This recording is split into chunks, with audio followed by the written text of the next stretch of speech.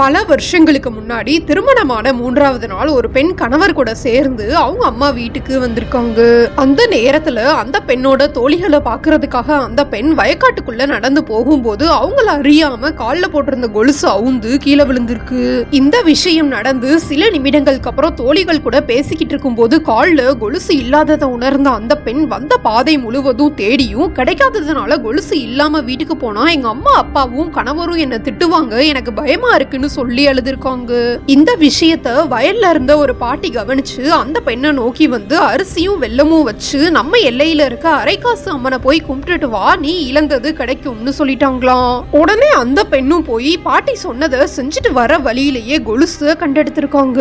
அன்னைக்கு இருந்து எந்த பொருள் தொலைஞ்சாலும் அரைக்காசு அம்மனை போய் வழிபட்டுட்டு வந்தா கண்டிப்பா கிடைச்சிரும்னு தெரிஞ்சுக்கிட்ட மக்கள் நம்பிக்கையோட சாமியை வணங்குறதாகவும் அம்மன் பல மனிதர்களுக்கு இழந்த பொருளை மீட்டு கொடுக்கறதாகவும் சொல்றாங்க.